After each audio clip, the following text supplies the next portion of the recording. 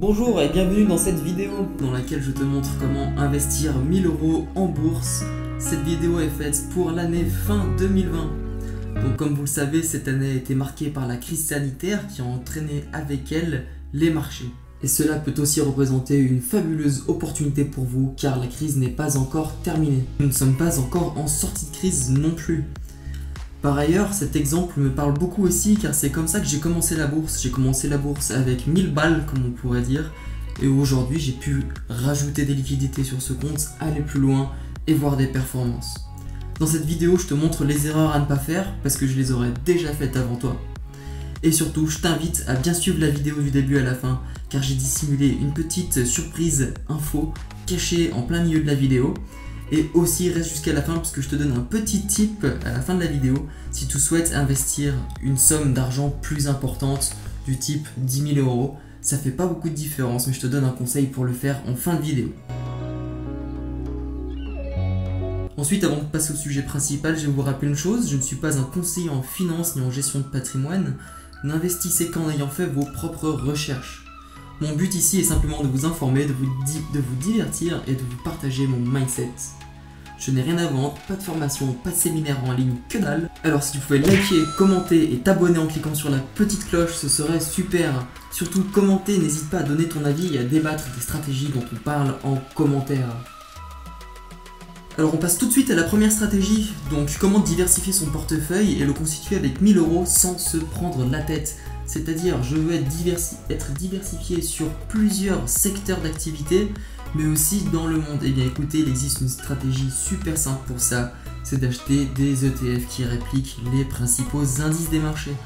On va donc penser à un ETF S&P 500 par exemple, qui démontre depuis des dizaines d'années une performance annualisée d'environ 8 à 10% par an, donc c'est déjà très bien. Et ensuite à cela vous pouvez ajouter un ETF monde. Ça va vous permettre de réduire un petit peu la volatilité et surtout de vous investir, on va dire, un peu plus largement dans une zone géographique mondiale. Aujourd'hui, l'intérêt d'un ETF monde, par exemple comme le MSCI World Mundi, qui est d'ailleurs très bien, c'est que vous êtes exposé à plus de 3000 sociétés très importantes partout dans le monde. Si vous constituez ce portefeuille, admettons, c'est un exemple, avec 60% de S&P 500 et 40% de MSCI World, donc un ETF américain et un ETF monde, vous pourrez à peu près vous en sortir avec une rentabilité de 7% par an sans forcer.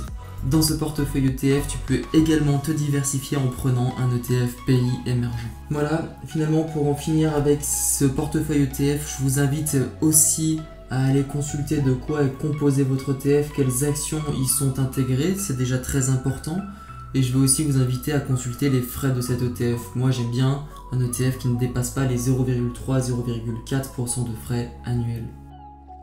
Maintenant, si toutefois tu veux constituer un portefeuille où tu vas sélectionner des ETF et des actions, je te conseille de faire la chose suivante. Je te conseille de choisir un ou deux ETF qui composeront ton portefeuille à hauteur de 20%. Moi personnellement, j'aimerais bien seulement avoir un ETF S&P 500 dans ce cas-là. Ensuite, tu vas pouvoir imaginer avoir 60% d'actions dans ton portefeuille.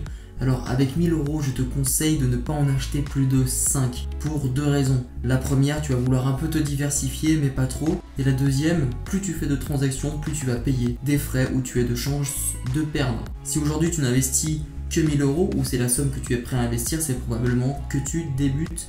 Alors je t'invite vraiment à suivre cette technique là. Et du coup les 20% qui restent dans ce portefeuille, ce seront des liquidités. Pour en revenir aux actions, il faudra bien penser à diversifier les secteurs d'activité et pourquoi pas la zone géographique où agit l'entreprise. Pour les liquidités, pourquoi garder 20% ensuite? Eh bien c'est pour acheter des points bas sur les actions de votre portefeuille. Quand vous allez le constituer, vous ne pourrez pas acheter toutes vos actions immédiatement. Vous allez chercher des points d'entrée pour pas acheter le marché sur des plus hauts historiques. Ça me paraît évident. Donc vous allez petit à petit chercher à acheter les points bas et c'est pour ça que vous aurez besoin de liquidités. Demain, une action que vous aimez beaucoup tombe 15% de sa valeur, vous serez ravi de pouvoir arriver massivement sur cette action parce que vous avez gardé des liquidités et que vous ne vous êtes pas précipité. Et donc finalement, dans le cas d'une baisse, si tous les feux sont au vert, eh bien là je vous invite juste à profiter des soldes mes amis. Et à présent, comme promis, c'est l'info surprise dans la vidéo, je te dévoile mes deux actions préférées.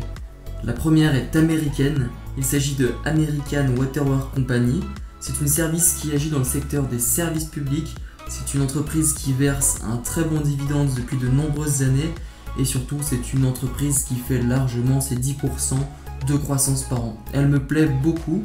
Et ensuite, une autre action, mais qui cette fois est française, ma deuxième action préférée, c'est L'Oréal, car elle a un petit peu les mêmes caractéristiques sur le long terme, c'est-à-dire une belle croissance bien lisse, bien stable au fur et à mesure des années, mais aussi une faible volatilité.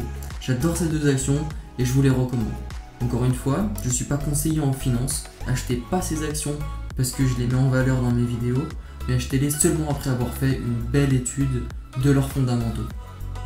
Si tu le souhaites, dans une prochaine vidéo, on parlera des meilleures actions à mettre dans ton portefeuille long terme.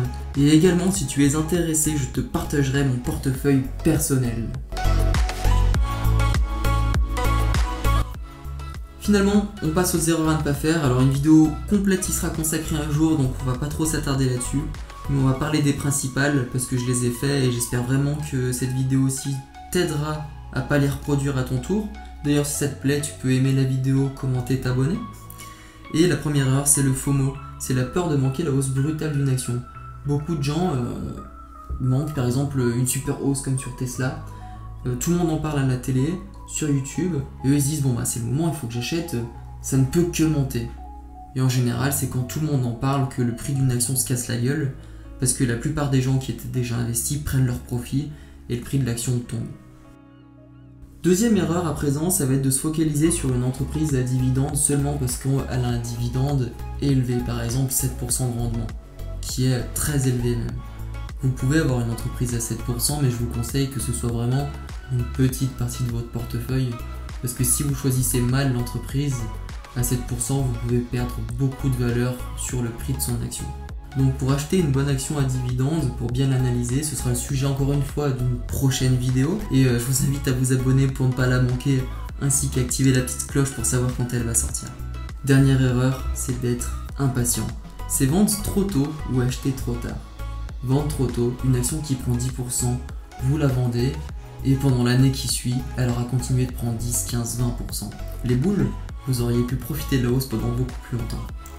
A l'inverse aussi, tu prends une position, t'espères rester en place pendant 4-5 ans et faire 40, 50, 60%. Et là, ton action fait 10% et tu vends.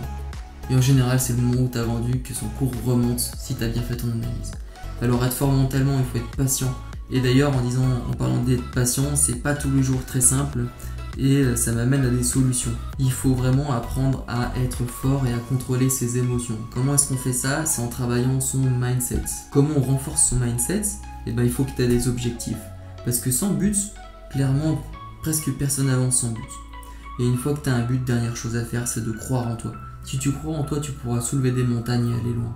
Bref, pour finir la vidéo, maintenant on en vient au petit bonus que je vous avais proposé au début, c'est-à-dire pour les portefeuilles d'environ 10 000 €. À 10 000 €, mon ami, tu peux appliquer à peu près la même technique qu'on a vue aujourd'hui, mais avec 5 à 10 actions, c'est-à-dire en prendre quelques-unes de plus parce que tu vas pouvoir te diversifier un peu mieux avec ces sommes-là. Donc en 1, ce que je te conseille, c'est il faut se protéger. Là, quand on arrive sur des 10 000 €, c'est déjà avoir peut-être 6 mois de salaire, 6 mois de coût de la vie d'avance sur un autre compte en cash pour éviter de te mettre dans la merde.